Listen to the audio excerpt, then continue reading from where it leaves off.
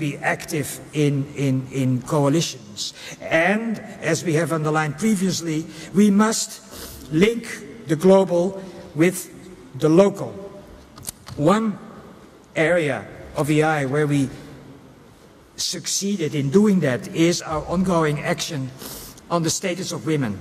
EI participates actively each year in the United Nations Commission on the Status of Women and in work with the ITUC and the other global unions, then carries that work out to the regions through our women's networks. Our Executive Board Status of Women Committee strictly monitors the integration of gender issues throughout the EI program. And here I believe we have a model which we can develop in other areas, including, for example, the implementation of our Declaration of Professional Ethics. The second is our strategy of coalitions that I mentioned. There's no doubt about EI's place within the international trade union movement. Each of our member organizations, let me say this loud and clear, should try to find a similar place in the national trade union confederations that constitute ITUC. There's still many remaining outside. And let us not forget, being part of organized labor, helping unify workers' organizations, is all about making society more just, making governments more honest, and making work more decent. It's about giving hope for the future of the boys and girls, young men and women, whom we teach today. So here we see the joining of our role as professionals, as educators, and our role as union activists. Colleagues, finally, between 2004 and 2007, our total membership grew from 26 to 29.6 million in 383 organizations in 169 countries, an increase of 3.6 million.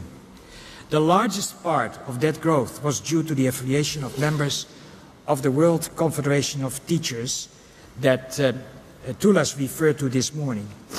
Their European unions, as you may remember, joined us in July 2004, and their members from Africa and Asia Pacific joined in October 2006. Yesterday, the WCTEI group was officially dissolved, and I know how painful these kind of dissolutions can be. But we know that each of these organizations will fully play its role as a member of the Education International. So again, welcome to EI.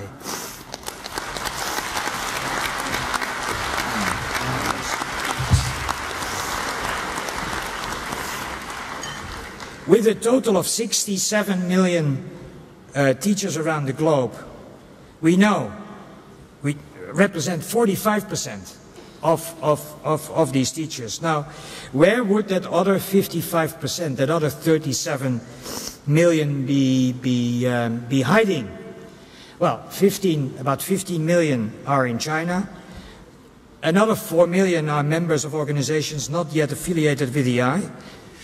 But the remaining 18 million are colleagues in your own countries who have not yet been persuaded to join the union. It has been one of the aims of our development and campaign work in the past 3 years to help member organizations in recruiting new members. Since the creation of EI in 1993, our work program and our activities have grown dramatically. Our worldwide advocacy, our capacity to mobilize, and our solidarity have attained levels that would have been hard to imagine back then. But as this report has shown, the challenges we face today in education and more broadly for social justice and equity are greater than at any time since the public school was first established as the basis for universal education. And we should be proud that we have been able to build Education International as a strong, united global union able to play an important role in the global movement for social justice. Our mobilization to build awareness of the need for quality education for all, and recognition that quality education for all is the basis for social justice in our communities, has been one of our greatest successes.